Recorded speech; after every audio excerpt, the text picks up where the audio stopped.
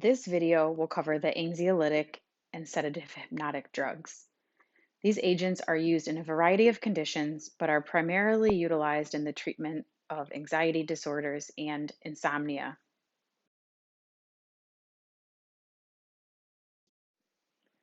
Let's start with a refresher about the pathophysiology of anxiety.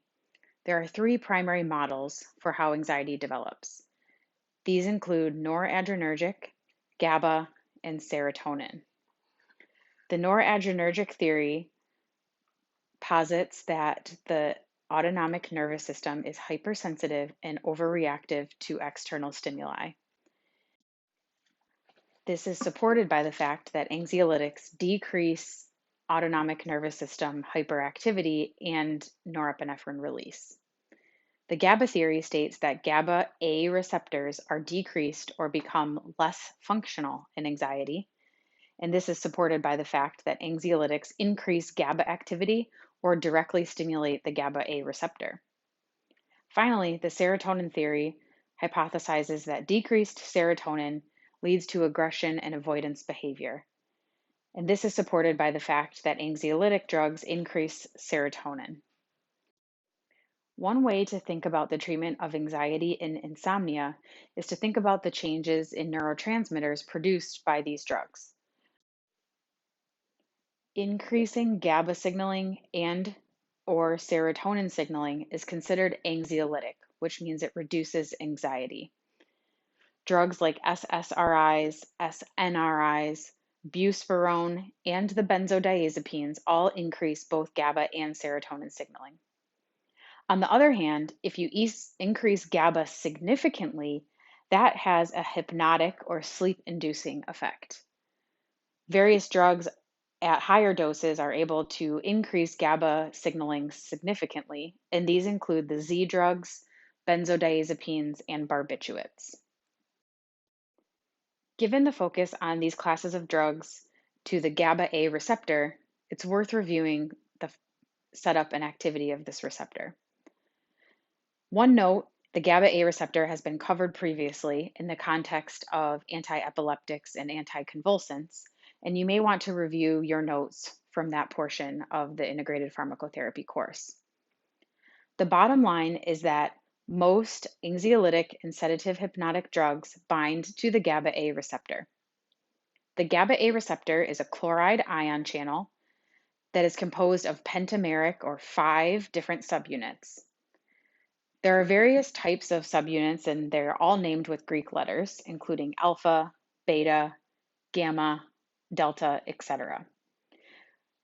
So GABAA receptors can form in multiple different combinations of these individual subunits.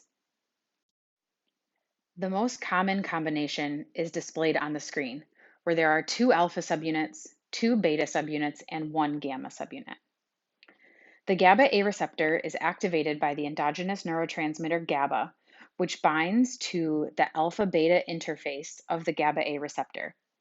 There are 2 alpha-beta interface sites, which means that there are 2 molecules of GABA that can bind for every 1 GABAA receptor. This opens the chloride channel and allows an influx of chloride into the cell. This hyperpolarizes the cell and reduces neuronal conductivity and action potential generation to decrease neuronal activity. This is the primary reason why GABA is considered an inhibitory neurotransmitter, because it is turning off neuronal signaling.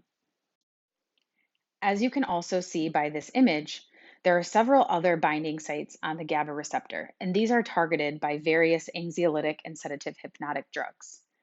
We will discuss these when we get to the mechanism of action of the individual agents. Let's talk a little bit about what it means to produce anxiolysis, sedation, and hypnosis. Anxiolytic drugs or sedative hypnotic drugs are a set of drugs that produce the effects listed here, including an anxiolytic effect, which is an anxiety reducing or calming effect, sedative effects, and hypnotic effects, which are sleep inducing. The easiest way to think about all these terms is that anxiolytic and sedative are interchangeable terms. So when you say anxiolytic, it means the same thing as sedative and vice versa. Together, anxiolysis and sedation suggests a calming effect of these drugs. All of the sedative hypnotic drugs produce all of these effects. It just depends on the dose of the drug administered. Individual drugs differ in the relationship between the dose administered and the degree of CNS activity. In general, the anxiolytic and sedative effects of these drugs are produced at lower concentrations than the hypnotic effects. Said another way, as you increase the dose of a sedative hypnotic, you go from anxiolytic and sedative effects to hypnosis, and then beyond that to potentially even further CNS depression. If you look at some of the older agents like the barbiturates, and alcohol also does this, when you start to get to concentrations higher than those required for hypnosis, you can produce anesthesia, significant respiratory depression, and possibly even coma. The newer agents like the benzodiazepines tend to have a ceiling effect, where at concentrations above those required for hypnosis, you can produce some anesthesia, but typically not additional CNS depression. And this makes the newer sedative hypnotics like the benzodiazepines a bit safer with a larger therapeutic index than some of the older agents. In general, the sedative hypnotic drugs have very similar physiologic effects. At the lowest doses, this includes a calming, anxiolytic, or sedative effect. At higher doses, this can start to include hypnosis, which is sleep-inducing effects. The specific effects on sleep are that these drugs decrease the latency to sleep onset, meaning they reduce the time to fall asleep. They increase certain stages of sleep, like stage 2 non-REM sleep. But for the most part, hypnotic drugs decrease REM sleep. And this is actually not a good thing, and one of the reasons that hypnotic drugs are not meant to be used long term, because long term reduction of REM sleep can be very detrimental to the body. At doses that produce anxiolysis or hypnosis, these drugs can also have CNS depressant effects. And specifically, this includes both psychomotor depression and cognitive depression. These drugs can depress respirations, which can be life-threatening at high doses.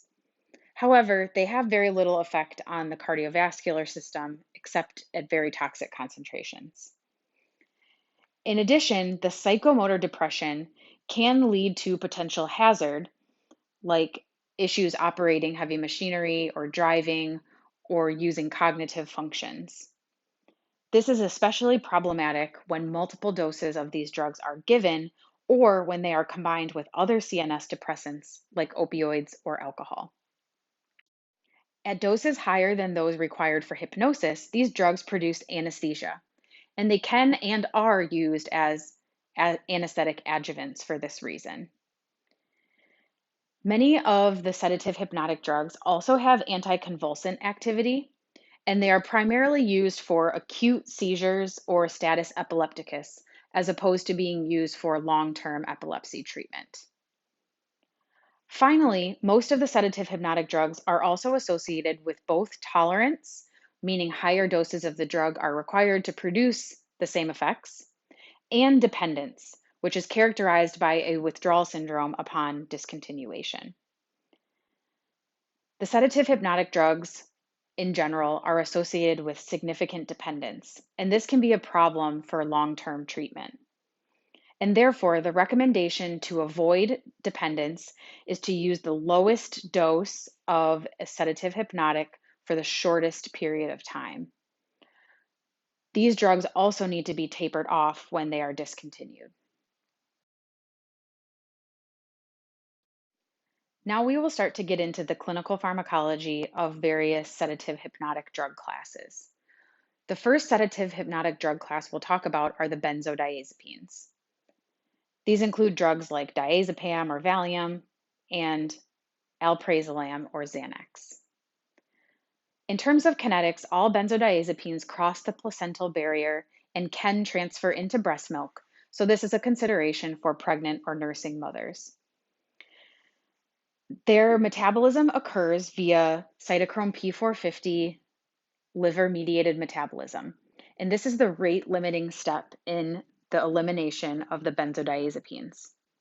Said another way, their elimination depends on the rate of their metabolism, and the liver P450 enzymes are central to this, which may be problematic in individuals with hepatic dysfunction. Most benzodiazepines are metabolized by CYP3A4, and some metabolites are active with very long half-lives. And therefore, multiple dosing of these drugs can cause cumulative effects. The extent of cumulative effects depends on the half-life, and therefore the half-life of each medication should be closely evaluated before multiple dosing is considered. Given that most of these agents are metabolized by CYP3A4, you would also want to avoid concomitant administration with strong CYP3A4 inhibitors. The mechanism of action of the benzodiazepines is that they bind to the GABAA receptor at the alpha-gamma interface, which there is only one site of the alpha-gamma interface on most GABAA receptors. They do not directly open the GABAA receptor channel, rather, they increase the likelihood of GABA binding and therefore increase the frequency of channel opening.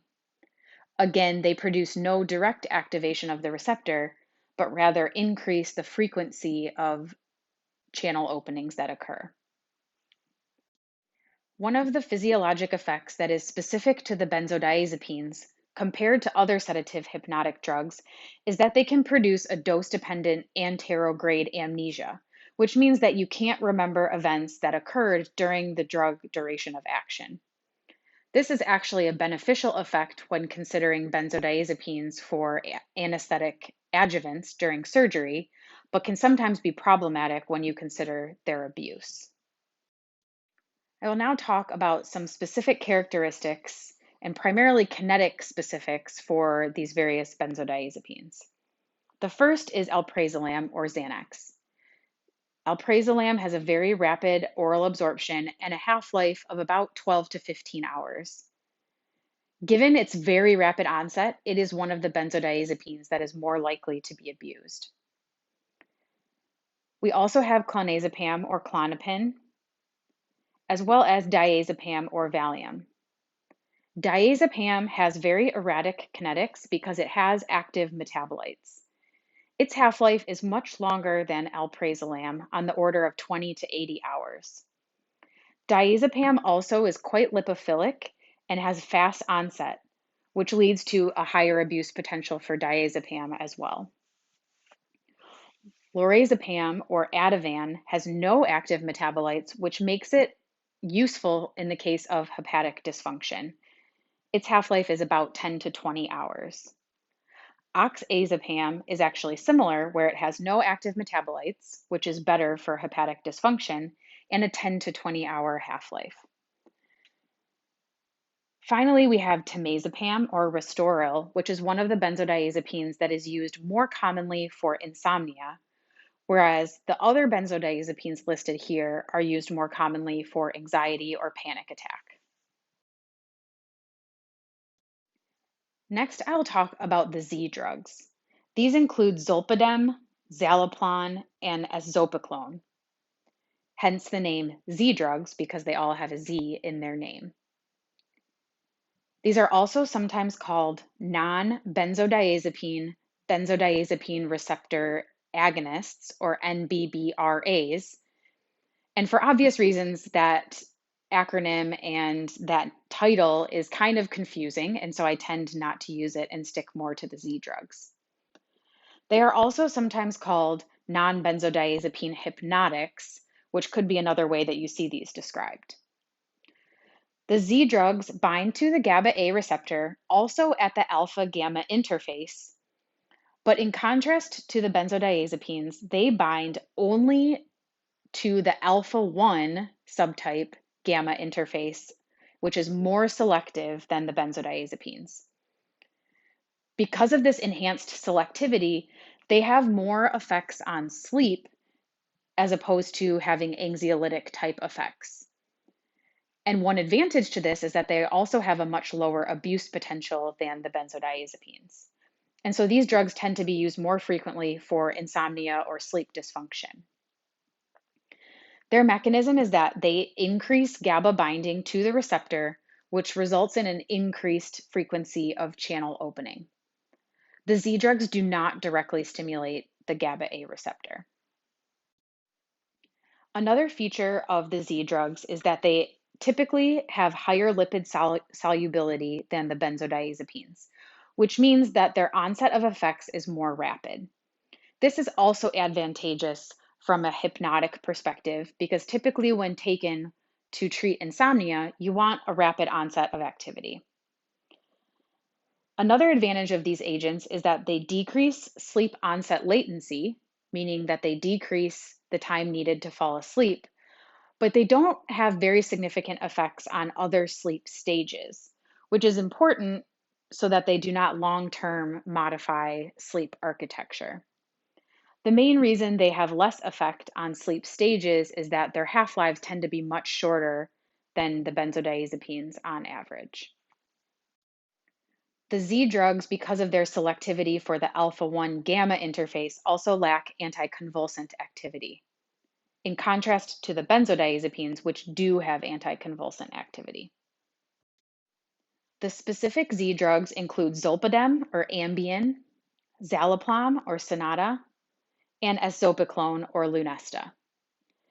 Zolpidem's half-life is about 2 to 4 hours, although there is a biphasic extended release formulation that extends the duration by an additional 2 hours that is commonly used for zolpidem.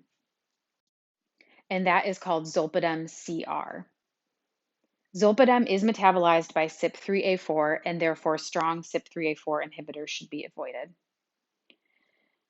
Zolpidem is the one out of the 3 Z drugs that does sometimes have an effect to decrease REM sleep and would be the one out of the 3 that is most likely to cause subsequent or next day issues with wakefulness. Zaloplam has the shortest half-life at 1 to 2 hours. It helps with decreasing sleep latency onset, but has no effect on total sleep time and is not used for maintenance of sleep, given its very short half-life. It is metabolized by aldehyde dehydrogenase, which reduces the number of interactions that can potentially occur through the P450 enzymes. Azopiclone has the longest half-life at 6 hours, and it is also metabolized by CYP3A4. Interestingly, azopiclone, in addition to decreasing sleep onset latency, actually increases total sleep time by increasing stage 2 NREM sleep. Therefore, of the 3 agents, zaloplam is used for decreasing sleep onset latency only, whereas both azopiclone and zolpidem CR can be used for decreasing sleep onset latency and maintaining sleep.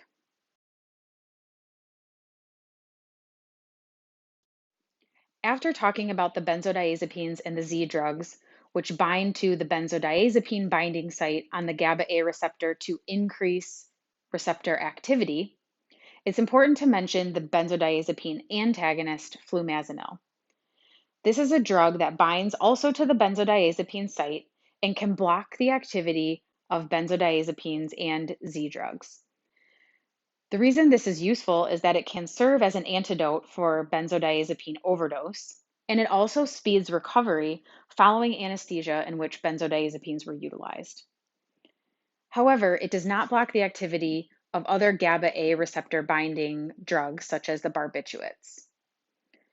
It has a very short half-life and therefore sometimes requires repeated administration in an overdose situation. And this is because its half-life is much shorter than the half-lives of most benzodiazepines. Next, we will talk about the barbiturates. These are older sedative hypnotic drugs and include drugs like pentobarbital and phenobarbital.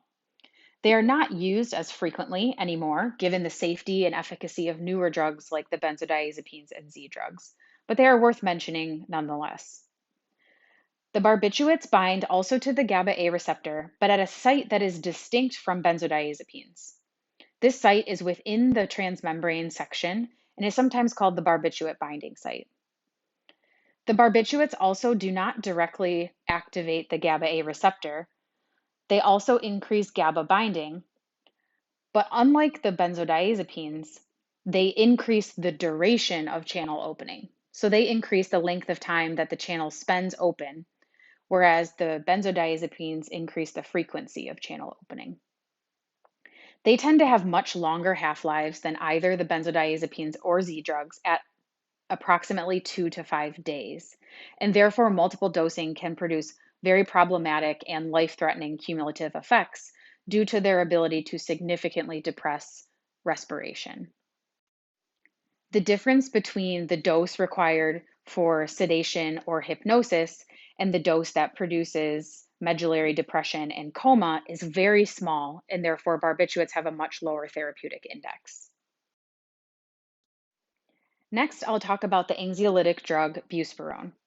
Busparone is quite interesting because it is able to relieve anxiety without significant sedative, hypnotic, or euphoric effects. It also has no anticonvulsant or muscle relaxant properties, and that is because it has no activity at the GABAA receptor. Busparone is actually a serotonin 5-HT1A partial agonist.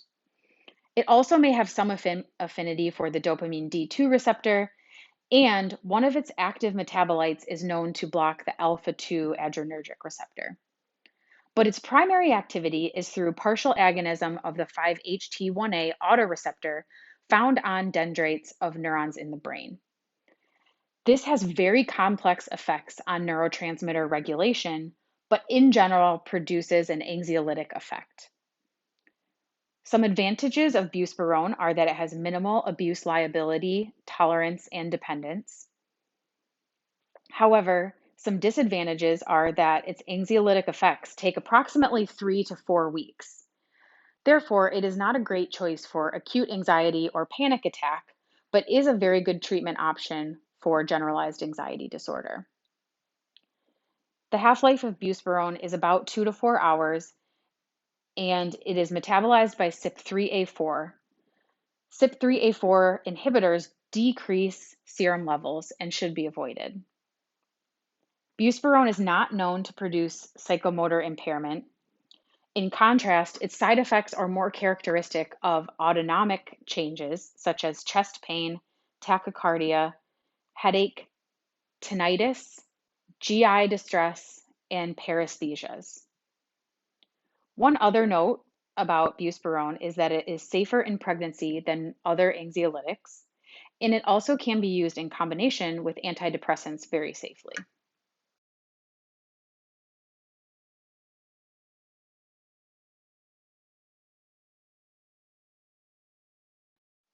Next, I will talk about some other hypnotic drugs that have alternative mechanisms of action.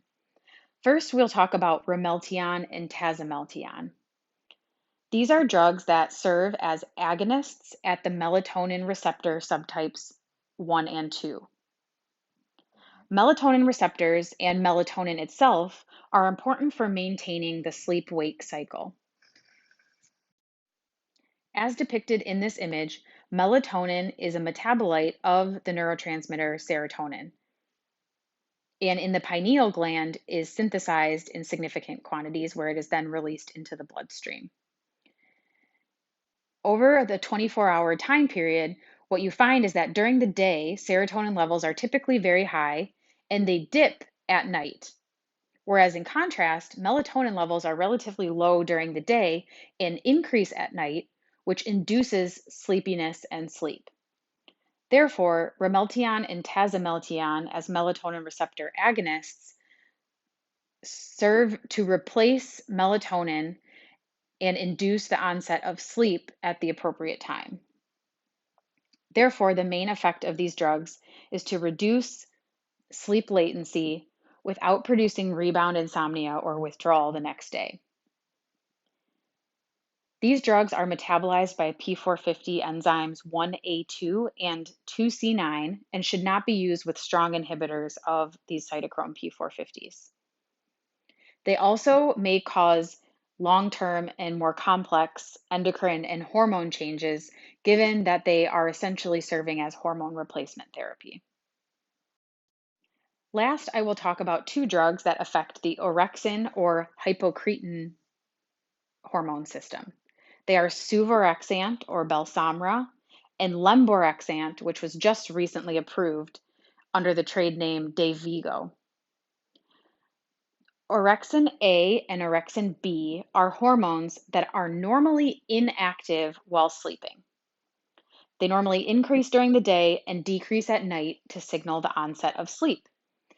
In some individuals, this normal diurnal activity may be lost, and when orexin is overactive, can cause trouble sleeping. Suverexant and Lemborexant are both orexin receptor antagonists, and when taken at bedtime, induce that decrease in orexin activity that signals the onset of sleep.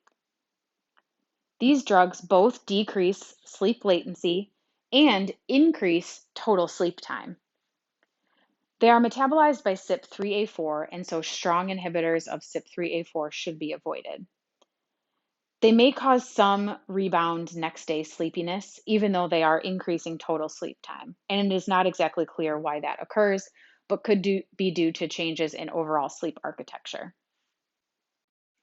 In general, these drugs are relatively safe and are not known to cause tolerance or dependence. At this point is a good time to review the sedative hypnotic drugs we've covered.